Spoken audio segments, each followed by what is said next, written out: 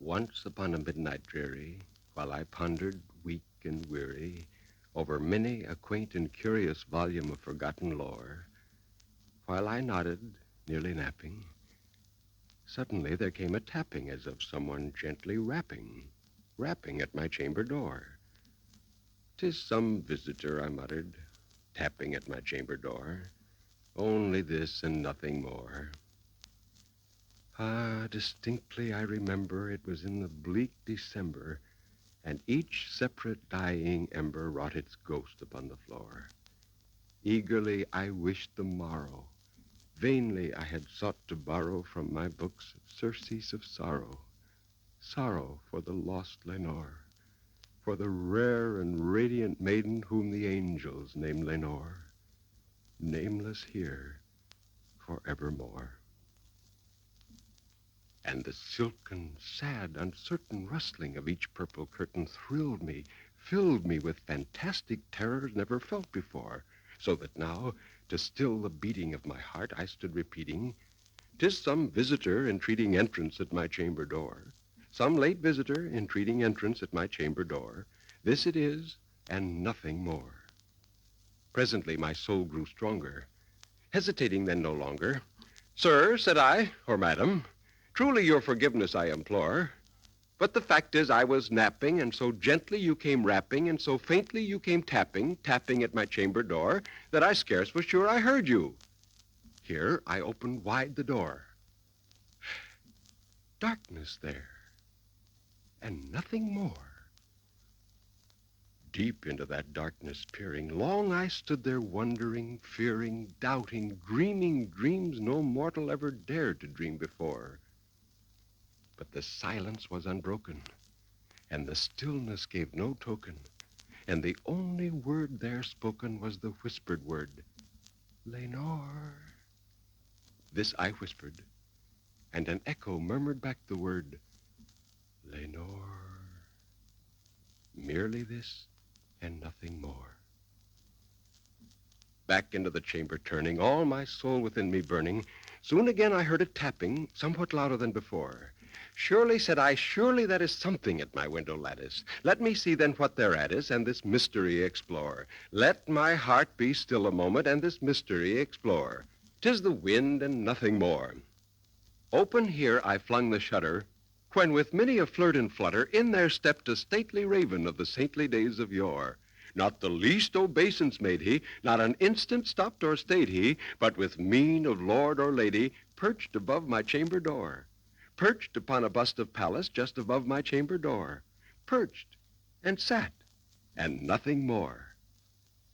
Then this ebony bird, beguiling my sad fancy into smiling by the grave and stern decorum of the countenance it wore, "Though thy crest be shorn and shaven, thou," I said, "art sure no craven, ghastly, grim, and ancient raven, wandering from the nightly shore. Tell me what thy lordly name is on the night's Plutonian shore." Quoth the raven, "Nevermore." Much I marveled this ungainly fowl to hear discourse so plainly, though its answer little meaning, little relevancy bore. For we cannot help agreeing that no living human being ever yet was blessed with seeing bird above his chamber door, bird or beast upon the sculptured bust above his chamber door, with such name as Nevermore. But the raven, sitting lonely on the placid bust, spoke only that one word, as if his soul in that one word he did outpour. Nothing further than he uttered, not a feather then he fluttered, till I scarcely more than muttered, "Other friends have flown before. On the morrow he will leave me, as my hopes have flown before." Then the bird said, "Nevermore."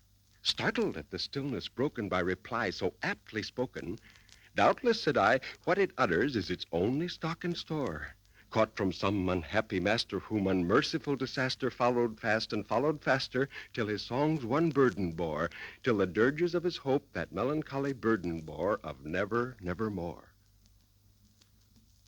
But the raven, still beguiling my sad fancy into smiling, straight I wheeled a cushioned seat in front of bird and bust and door.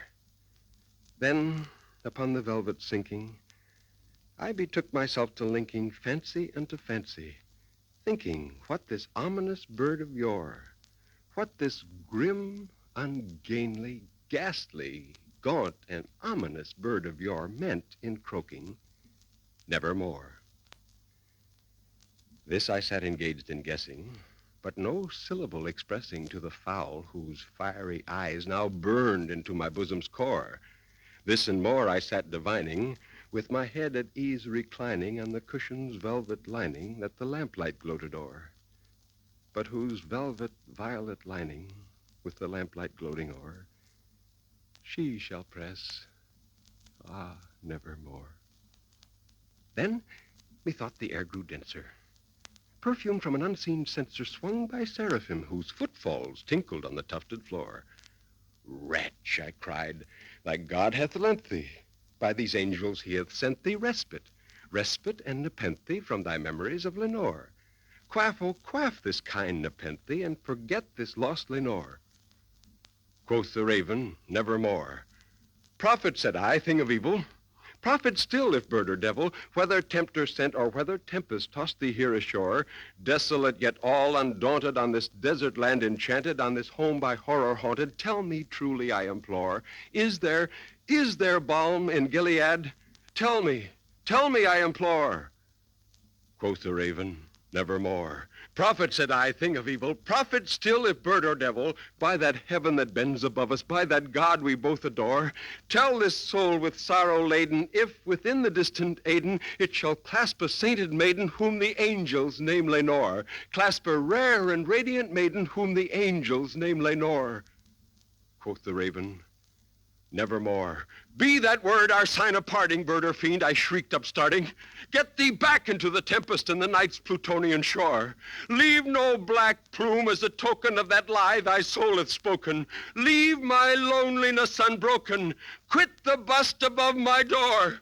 Take thy beak from out my heart and take thy form from off my door. Quoth the raven, nevermore.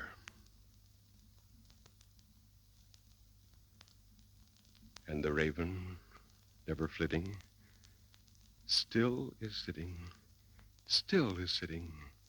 on the pallid bust of Pallas just above my chamber door. And his eyes have all the seeming of a demon that is dreaming. And the lamplight o'er him streaming throws his shadow on the floor. And my soul, from out that shadow that lies floating on the floor, shall be lifted nevermore.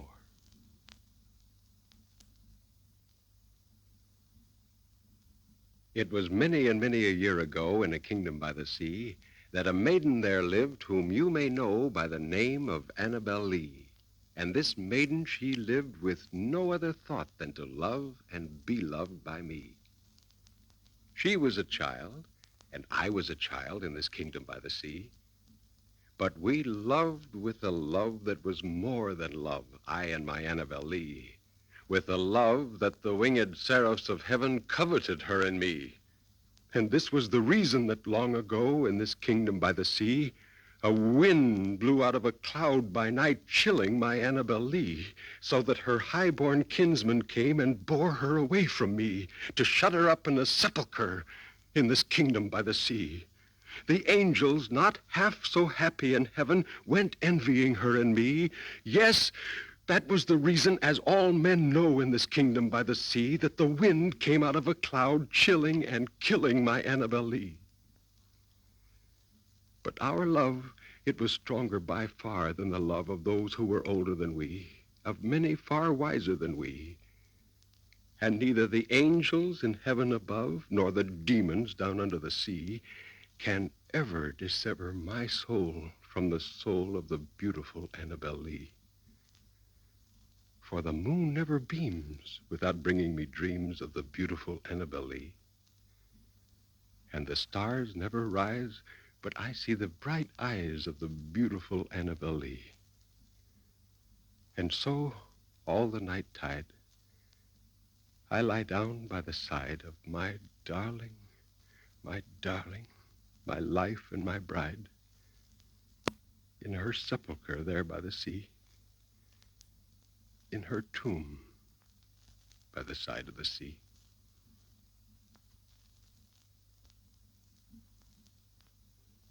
Ah, broken is the golden bowl, the spirit flown forever. Let the bell toll, saintly soul floats on the Stygian river. And Guy de Vere, hast thou no tear? Weep now or nevermore. See, on yon drear and rigid bier, low lies thy love Lenore. Come, let the burial rite be read, the funeral song be sung, an anthem for the queenliest dead that ever died so young, a dirge for her the doubly dead in that she died so young. Wretches, ye loved her for her wealth, and ye hated her for her pride. And when she fell in feeble health, ye blessed her that she died. How shall the ritual then be read? The requiem how be sung? By you? By yours the evil eye? By yours the slanderous tongue that did to death the innocents that died and died so young? Peccavimus, yet rave not thus. But let a Sabbath song go up to God so solemnly the dead may feel no wrong. The sweet Lenore hath gone before with hope that flew beside, leaving thee wild for the dear child that should have been thy bride. For her, the fair and debonair that now so lowly lies, the life upon her yellow hair, but not within her eyes, the life still there upon her hair, the death upon her eyes. Avaunt! Avaunt, from fiends below the indignant ghost is riven, from hell unto a high estate far up within the heaven, from grief and groan to a golden throne beside the King of heaven. Let no bell toll then, lest her soul amid its hallowed mirth should catch the note as it doth float up from the damned earth. And I, tonight my heart is light, no dirge will I upraise, but waft the angel on her flight with the paean of old days.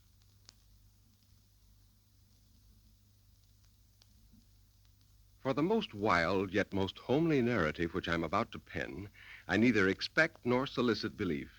Mad indeed would I be to expect it in a case where my very senses reject their own evidence. Yet mad am I not, and very surely do I not dream. But tomorrow I die, and today I would unburden my soul. From my infancy, I was noted for the docility and humanity of my disposition, and was especially fond of animals. I married a woman of similar disposition, and we lost no opportunity of procuring pets of the most agreeable kind. We had birds, goldfish, a fine dog, rabbits, a small monkey, and a cat. This latter was a remarkably large and beautiful animal, entirely black and sagacious to an astonishing degree. In speaking of his intelligence, my wife made frequent allusions to the ancient popular notion which regarded all black cats as witches in disguise. Not that she was ever serious upon this point, and I mention the matter at all for no better reason than that it happens just now to be remembered. Pluto, this was the cat's name, was my favorite pet. But I grew day by day more moody, more irritable, more regardless of the feelings of others. My disease grew upon me, for what disease is like alcohol? One night, returning home much intoxicated, I fancied the cat avoided my presence. I seized him when, in his fright at my violence, he inflicted a slight wound upon my hand with his teeth.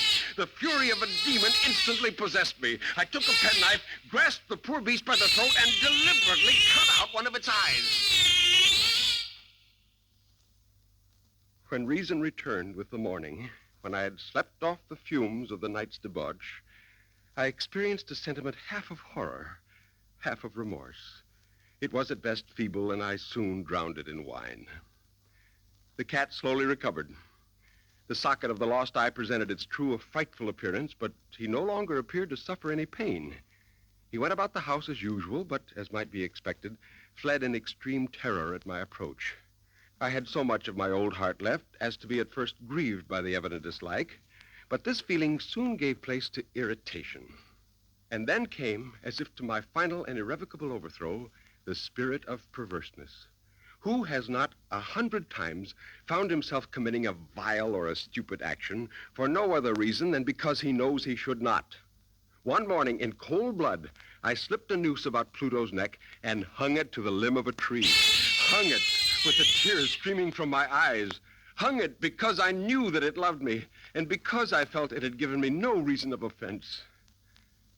That night, I was aroused from sleep by the cry of fire. The curtains of my bed were in flames. The whole house was blazing. It was with great difficulty that my wife, a servant, and myself made our escape. The destruction was complete. The next day, I visited the ruins. The walls, with one exception, had fallen in. This exception was a wall against which had rested the head of my bed. And on this wall, as if graven in bas-relief upon its white surface, was the figure of a gigantic cat with a rope around its neck. My wonder and my terror were extreme. For months, I could not rid myself of this phantasm of the cat. And during this period, there came back into my spirit a half-sentiment that seemed, but was not, remorse. One night, as I sat half-stupefied in a den of more than infamy, my attention was suddenly drawn to some black object. It was a black cat with one eye, a very large cat, fully as large as Pluto and closely resembling him in every respect, except for an indefinite splotch of white hair covering nearly the whole region of the breast. Upon my touching him, he immediately arose, purred loudly, and rubbed against my hand, and appeared delighted with my notice. It followed me home, where it domesticated itself at once and became immediately a great favorite with my wife. For my own part, I soon found a dislike to it arising within me. This was just the reverse of what I'd anticipated. Gradually, very gradually, I came to look upon it with unutterable loathing. I am almost ashamed to own, yes, even in this felon's cell, I am almost ashamed to own that the terror and horror with which the animal inspired me had been heightened by one of the merest chimeras it would be possible to conceive. The mark of white hair on the cat had been originally very indefinite, but by slow degrees nearly imperceptible, this mark assumed the rigorous outline of a hideous, of a ghastly thing, of the gallows. And now was I indeed wretched beyond the wretchedness of mere humanity. Evil thoughts became my sole intimates, the darkest and most evil of thoughts. The moodiness of my usual temper increased to a hatred of all things and of all mankind. Well, one day, my wife and I went into the cellar of the old building, which our poverty compelled us to inhabit. The cat followed me down the steep stairs and, nearly throwing me headlong, exasperated me to madness. Uplifting an axe, I aimed a blow at the animal, but it was arrested by the hand of my wife. Goaded by this interference, I buried the axe in her brain. She fell dead upon the spot without a groan. I set myself with entire deliberation to the task of concealing the body. I knew that I could not remove it from the house, either by day or night, without the risk of being observed by neighbors. Many projects entered my mind, until finally I determined to wall it up in the cellar as the monks of the Middle Ages are recorded to have walled up their victims. In one of the walls was a projection caused by a false chimney or fireplace that had been filled up and made to resemble the rest of the cellar. I easily dislodged the bricks. I propped the body against the inner wall, and I relaid the bricks. I prepared a plaster which could not be distinguished from the old, and with this I very carefully went over the new brickwork. When I'd finished, I felt satisfied that the wall did not present the slightest appearance of having been disturbed. My next step was to look for the cat, but it was nowhere to be seen. Thus, for one night at least, since I brought the cat home, I soundly and tranquilly slept. I slept even with the burden of murder upon my soul. The second and third day passed. I breathed as a free man. The monster, in terror, had fled the premises forever. I should behold it no more.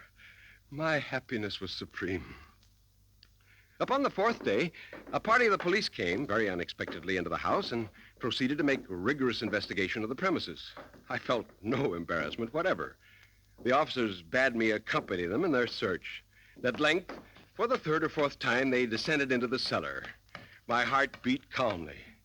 I walked the cellar from end to end. The police were thoroughly satisfied and prepared to depart. The glee in my heart was too strong to be restrained. As the party ascended the steps, I said at last, "Gentlemen, I delight to have allayed your suspicions. Oh, by the by, gentlemen, this is a very well-constructed house. In a rabid desire to say something easily, I scarcely knew what I uttered at all. I may say an excellently well-constructed house. These walls... Oh, are you going, gentlemen?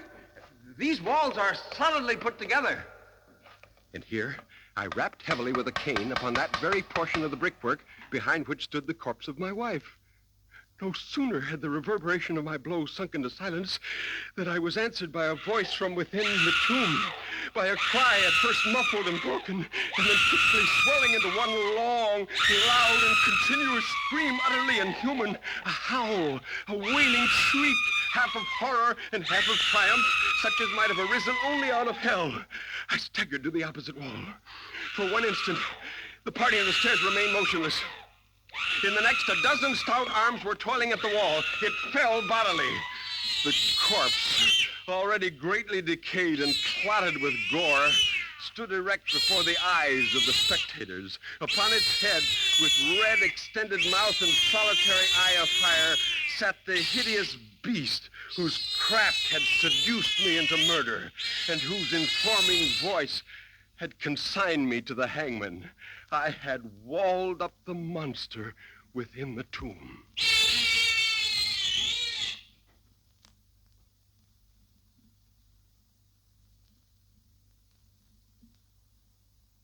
Hear the sledges with the bells, silver bells. What a world of merriment their melody foretells. How they tinkle, tinkle, tinkle in the icy air of night, while the stars that oversprinkle all the heavens seem to twinkle with a crystalline delight, keeping time, time, time in a sort of runic rhyme to the tintinnabulation that so musically wells from the bells, bells, bells, bells, bells, bells, bells, from the jingling and the tinkling of the bells. Hear the mellow wedding bells, golden bells. What a world of happiness their harmony foretells. Through the balmy air of night, how they ring out their delight. From the molten golden notes and all in tune, what a liquid ditty floats to the turtle dove that listens while she gloats on the moon. Oh, from out the sounding cells, what a gush of euphony voluminously wells. How it swells, how it dwells on the future, how it tells of the rapture that impels to the swinging and the ringing of the bells, bells, bells, of the bells, bells, bells, bells, bells, bells, bells, to the rhyming and the chiming of the bells. Hear the loud alarum bells, brazen bells. What a tale of terror now their turbulency tells. In the startled ear of night, how they scream out their affright. Too much horrified to speak, they can only shriek, shriek out of tune in a clamorous appealing to the mercy of the fire, in a mad expostulation with the deaf and frantic fire, leaping higher, higher, higher, with a desperate desire and a resolute endeavor now to sit or never by the side of the pale-faced moon. Oh, the bells, bells, bells. What a tale their terror tells of despair, how they clang and clash and roar. What a horror they outpour on the bosom of the palpitating air. Yet the ear it fully knows by the twanging and the clanging, how the danger ebbs and flows. Yet the ear distinctly tells in the jangling and the wrangling, how the danger sinks and swells by the sinking or the swelling in the anger of the bells, of the bells, of the bells, bells, bells, bells, bells, bells, bells, in the clamor and the clangor of the bells. Hear the tolling of the bells, iron bells. What a world of solemn thought their monody compels. In the silence of the night, how we shiver with affright at the melancholy menace of their tone. For every sound that floats from the rust within their throats is a groan. And the people, the people, they that dwell up in the steeple all alone, and who tolling, tolling, tolling in that muffled monotone, feel a glory in so rolling on the human heart of stone. They are neither man nor woman, they are neither brute nor human, they are ghouls, and their king it is who tolls, as he rolls, rolls, rolls, rolls. a paean from the bells, and his merry bosom swells with the paean of the bells, and he dances and he yells, keeping time, time, time, in a sort of runic rhyme, to the paean of the bells,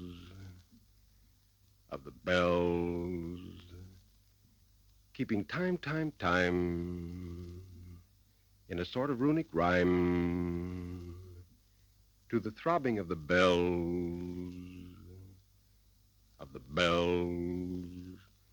bells, bells, to the sobbing of the bells,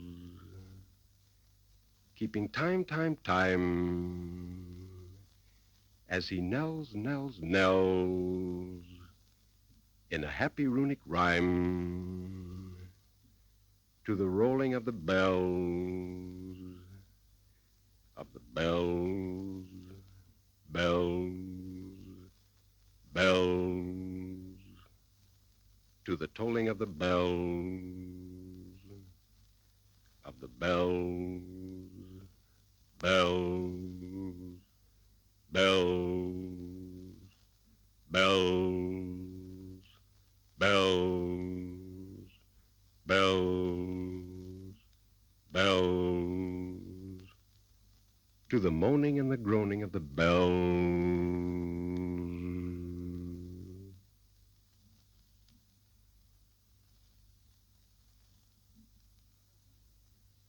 Helen, thy beauty is to me like those Nicean barks of yore that gently, o'er a perfumed sea, the weary, way-worn wanderer bore to his own native shore.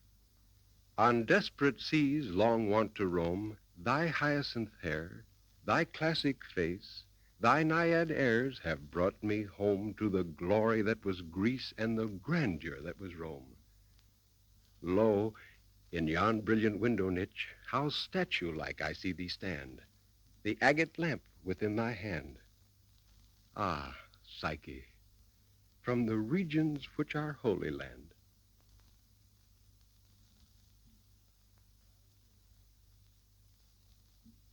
The skies, they were ashen and sober. The leaves, they were crisped and sere. The leaves, they were withering and sere. It was night in the lonesome October of my most immemorial year. It was hard by the dim lake of Auber in the misty mid-region of Weir. It was down by the dank tarn of Auber in the ghoul-haunted woodland of Weir. Here once, through an alley titanic of cypress, I roamed with my soul. Of cypress with Psyche, my soul. These were days when my heart was volcanic as the scoriac rivers that roll, as the lavas that restlessly roll their sulphurous currents down Yanak and the ultimate climbs of the pole, that groan as they roll down Mount Yanak in the realms of the boreal pole. Our talk had been serious and sober, but our thoughts, they were palsied and sere. Our memories were treacherous and sere. For we knew not the month was October, and we marked not the night of the year. Ah, night of all nights of the year.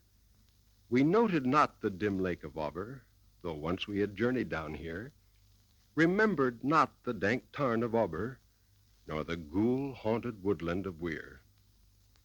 And now, as the night was senescent, and star-dials pointed to morn, as the star-dials hinted of morn, at the end of our path, a liquescent and nebulous luster was born, out of which a miraculous crescent arose with a duplicate horn, Astarte's bediamonded crescent, distinct with its duplicate horn.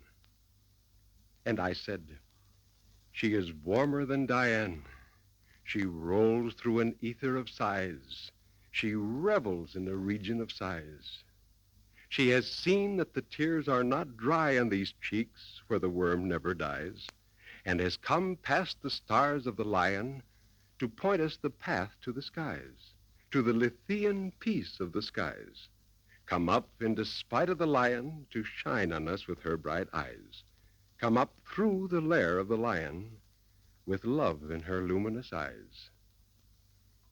But Psyche, uplifting her finger, said, "Sadly this star I mistrust. Her pallor I strangely mistrust. Oh, hasten. Oh, let us not linger. Oh, fly, let us fly, for we must."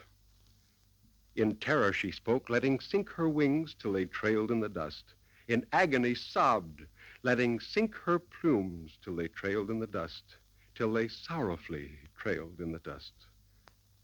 I replied, "This is nothing but dreaming. Let us on by this tremulous light. Let us bathe in this crystalline light. Its Sibyllic splendor is beaming with hope and in beauty tonight. See, it flickers up the sky through the night. Ah, we safely may trust to its gleaming and be sure it will lead us aright. We surely may trust to a gleaming that cannot but guide us aright, since it flickers up to heaven through the night." Thus I pacified Psyche, and kissed her, and tempted her out of her gloom, and conquered her scruples and gloom. And we passed to the end of the vista, but were stopped by the door of a tomb, by the door of a legended tomb. And I said, "What is written, sweet sister, on the door of this legended tomb?" She replied,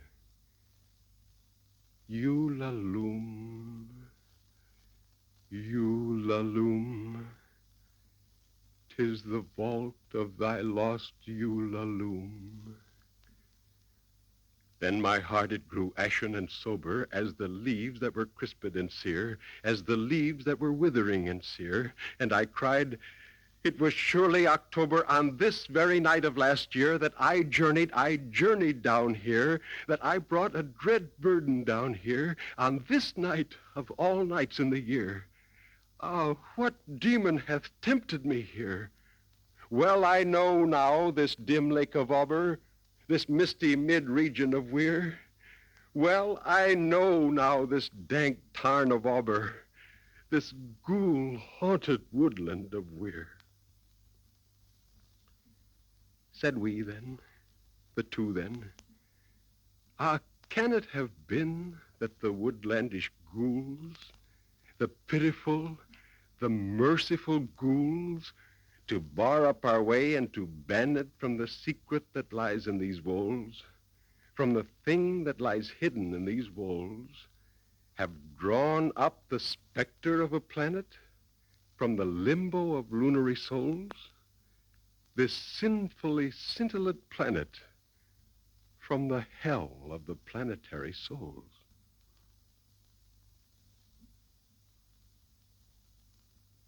There are some qualities, some incorporate things that have a double life, which thus is made a type of that twin entity which springs from matter and light, evinced in solid and shade. There is a twofold silence, sea and shore, body and soul. One dwells in lonely places, newly with grass o'ergrown. Some solemn graces, some human memories and tearful lore render him terrorless. His name's no more. He is the corporate silence. Dread him not. No power hath he of evil in himself. But should some urgent fate, untimely lot, bring thee to meet his shadow, nameless elf, that haunteth the lone regions where hath trod no foot of man, commend thyself to God.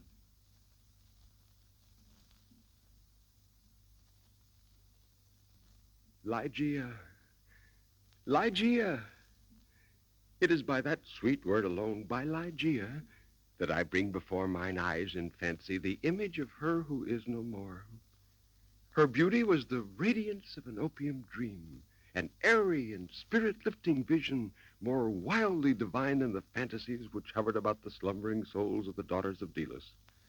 The contour of the lofty and pale forehead was faultless, the skin rivaling the purest ivory, the hair raven black, glossy, luxuriant, and naturally curling. I looked at the delicate outlines of the nose, and nowhere but in the graceful medallions of the Hebrews had I beheld a similar perfection. But the black eyes of Ligeia, word of no meaning, the expression of the black eyes of Ligeia, how for long hours have I pondered upon it, how have I through the whole of a midsummer night struggled to fathom it. What was it? That something more profound than the well of Democritus, which lay far within the pupils of my beloved. What was it? Those black eyes, those large, those shining, those divine orbs. When Ligeia grew ill, the wild eyes blazed with a too glorious effulgence. I saw that she must die, and I struggled desperately in spirit with the grim Azrael. And the struggles of the passionate wife were, to my astonishment, even more energetic than my own. There had been much in her stern nature to impress me with the belief that to her death would have come without its terrors, but not so. Words are impotent to convey any just idea of the fierceness of resistance with which she wrestled with the shadow. I groaned in anguish at the pitiable spectacle. I would have soothed, I would have reasoned, but in the intensity of her wild desire for life, but for life, solace and reason were alike the uttermost of folly. That she loved me, I should not have doubted, but in death only was I fully impressed with the strength of her affection. For long hours, detaining my hand, she would pour out before me the overflowing of a heart whose more than passionate devotion amounted to idolatry. Let me say only that in Ligeia's more than womanly abandonment to love, I at length recognized the principle of her longing for the life which was now fleeing so rapidly away. It is this wild longing, it is this eager vehemence of desire for life, but for life, that I have no power to portray. Just before she died, she said, O God, O divine Father, shall these things be undeviatingly so? Shall death be not once conquered? Are we not part and parcel in thee? Who knoweth the mysteries of the will with its vigor? Man doth not yield to the angels, nor unto death utterly, save only through the weakness of his feeble will. And as she breathed her last sighs, she repeated, Man doth not yield to the angels, nor unto death utterly, save only through the weakness of his feeble will. She died, and I, crushed into the very dust with sorrow, could no longer endure the lonely desolation of my dwelling in the dim and decaying city by the Rhine.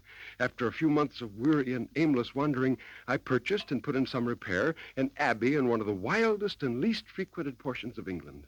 Although the external abbey, with its verdant decay hanging about it, suffered but little alteration, I gave way, with a childlike perversity and perchance with a faint hope of alleviating my sorrows, to a display of more than regal magnificence within.